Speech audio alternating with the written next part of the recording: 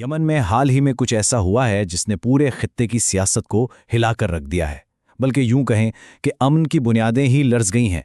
تو آئیے آج کے اس تجزیے میں ہم یہی سمجھنے کی کوشش کریں گے کہ جنوبی یمن میں ہونے والے اس اچانک قبضے کا اصل مطلب کیا ہے، اور سب سے اہم بات کہ پاکستان اس بڑے بحران میں کہاں کھڑا ہے۔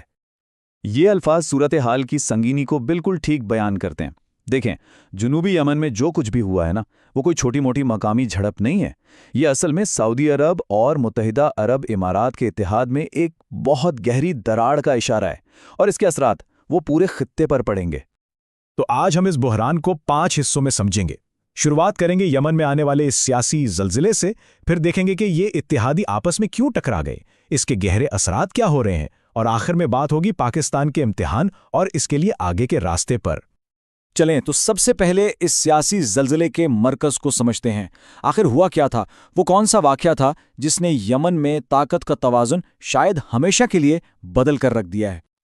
تو اصل واقعہ یہ ہے، متحدہ عرب امارات کی حمایت یافتہ ایک تنظیم سدرن ٹرانزیشنل کونسل یعنی STC نے بالکل بجلی کی سی تیزی سے جنوبی یمن کے سب سے اہم علاقوں پر قبضہ کر لیا ہے، اور اس ایک قدم نے یمن میں طاقت کے پرانے سارے حساب کتاب کو توڑ کر رکھ دیا ہے۔ اور یہ صرف زمین کا ٹکڑا نہیں ہے۔ STC نے عدن کی بندرگاہ، تیل اور گیس کی تنصیبات اور اہم فوجی آڈوں جیسے انتہائی قیمتی اثاثوں پر کنٹرول حاصل کیا ہے۔ یہ وہ چیزیں ہیں جو خطے کی معیشت اور سیکیورٹی کے لیے شہرک کی حیثیت رکھتی ہیں، اور یاد رہے یہ سب پہلے بین الاقوامی طور پر تسلیم شدہ حکومت کے پاس تھیں۔ اب یہاں سب سے بڑا سوال یہ اٹھتا ہے کہ بھائی ایسا ہوا کیسے، خاص طور پر جب متحدہ عرب امارات اور سعودی عرب تو اس جنگ میں اتحادی تھے، پھر یہ ایک دوسرے کے خلاف کھڑے کیسے نظر آ رہے ہیں؟ آئیے اس اتحاد میں پڑنے والی دراڑ کو ذرا گہرائی سے سمجھتے ہیں۔ بحران کی اصل جڑ یہیں پر ہے۔ دیکھیں، دونوں ممالک کے مقاصد بالکل الگ الگ تھے۔ سعودی عرب چاہتا تھا کہ ایک متحدہ اور مستحکم یمن ہو تاکہ اس کی اپنی سرحدیں محفوظ رہیں، اندر کوئی افراتفری نہ ہو۔ دوسری طرف متحدہ عرب امارات کا کھیل ہی الگ تھا۔ ان کا سارا فوکس جنوبی یمن پر تھا، وہاں کی بندرگاہوں پر، ساحلی علاقوں پر، اور ان کی حکمت عملی یہ تھی کہ مقامی ملیشیوں میں پیسہ لگا کر اپنا اثر و رسوخ اتنا بڑھا لیا جائے کہ وہ علاقہ ان کے کنٹرول میں آ جائے۔ تو جب دو اتحادیوں کے مقصد اتنے مختلف ہوں تو تصادم تو ہونا ہی تھا۔ اور اس ساری حکمت عملی کا نتیجہ کیا نکلا؟ ایک بکھرا ہوا یمن، ایک ایسا ملک جو شمال، جنوب اور سمندری راستوں میں بٹ چکا ہے، اور جہاں کسی ایک طاقت کا مکمل کنٹرول ہے ہی نہیں۔ اس سیاسی اور فوجی شطرنج کی بساط کے پیچھے لاکھوں انسانوں کی زندگیاں داؤ پہ لگی ہیں۔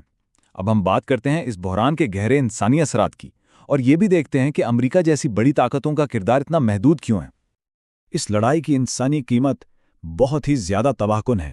STC کی اس حالیہ پیش قدمی نے بحران کو اور بھی سنگین بنا دیا ہے۔ اقوام متحدہ تو یہاں تک کہہ چکا ہے کہ اگر کوئی سیاسی حل نہ نکلا تو یمن مزید ایک دہائی تک اسی غیر یقینی صورتحال میں پھنسا رہ سکتا ہے۔ سوچیں، یہ وہاں کے لاکھوں لوگوں کے لیے کیسی خوفناک حقیقت ہوگی۔ اچھا، جہاں تک امریکہ کی بات ہے تو اس کا کردار بہت محدود اور بڑا مخصوص سا ہے۔ واشنگٹن یمن کی اس پیچیدہ اندرونی سیاست میں پڑنا ہی نہیں چاہتا۔ اس کی ساری توجہ صرف ایک چیز پر ہے، حوثیوں کے حملوں سے عالمی تجارتی راستوں کو محفوظ بنانا، بس۔ اب اس ساری کہانی کا رخ اپنے ملک کی طرف موڑتے ہیں اور دیکھتے ہیں کہ یہ بحران پاکستان کے لیے کون سے پیچیدہ سفارتی اور اس سے بھی بڑھ کر اندرونی چیلنجز لے کر آیا ہے۔ پاکستان کی پوزیشن بہت نازک ہے۔ ایک طرف سعودی عرب، دوسری طرف متحدہ عرب امارات، دونوں کے ساتھ ہمارے گہرے اقتصادی اور اسٹریٹجک تعلقات ہیں۔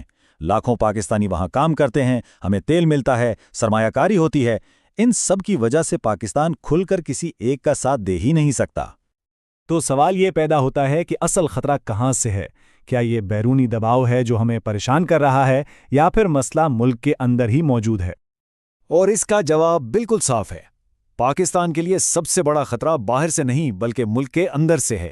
یہ جو عمران خان اور فوجی اسٹیبلشمنٹ کے درمیان سیاسی کشیدگی بڑھ رہی ہے نا، یہ اصل چیلنج ہے، کیونکہ جب گھر اندر سے کمزور ہو تو باہر کے طوفانوں کا مقابلہ کیسے کریں گے؟ یہی عدم استحکام پاکستان کی صلاحیت کو بری طرح متاثر کر رہا ہے۔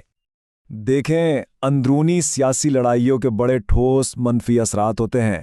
جب ملک اندر سے بٹا ہوا ہو تو ریاستی ادارے کمزور ہو جاتے ہیں، باہر سے کوئی پیسہ لگانے کو تیار نہیں ہوتا، اور خلیجی ممالک بھی پاکستان کو ایک غیر یقینی ریاست کے طور پر دیکھنے لگتے ہیں۔ اس سے ہماری بین الاقوامی ساخت کو شدید نقصان پہنچتا ہے۔ چلیں اب آخری حصے کی طرف بڑھتے ہیں۔ دیکھتے ہیں کہ اس ساری پیچیدہ صورتحال سے نکلنے کے لیے پاکستان کے پاس کیا راستے ہیں، کیا اسٹریٹجک آپشنز موجود ہیں۔ پاکستان کے لیے آگے کا راستہ بہت احتیاط اور توازن کا ہے۔ اسے دونوں خلیجی طاقتوں کے ساتھ تعلقات میں بیلنس رکھنا ہوگا، یمن کے معاملے میں غیر جانبدار رہنا ہوگا اور خاموش سفارتکاری پر زیادہ انحصار کرنا ہوگا، لیکن ان سب کی بنیاد صرف ایک چیز پر ہے: ملک کے اندر سیاسی استحکام۔ یہ ایک مؤثر خارجہ پالیسی کے لیے پہلی اور آخری شرط ہے۔ اور اس معاملے میں وقت ضائع کرنے کی بالکل گنجائش نہیں ہے۔ یمن میں جو تبدیلیاں ہو رہی ہیں وہ کوئی عارضی معاملہ نہیں، بلکہ یہ ایک طویل مدتی اسٹریٹجک حقیقت بن چکی ہیں۔ یہ بحران جتنا لمبا چلے گا، خطے اور پاکستان پر اس کے اثرات اتنے ہی گہرے اور شاید ناقابل واپسی ہوں گے۔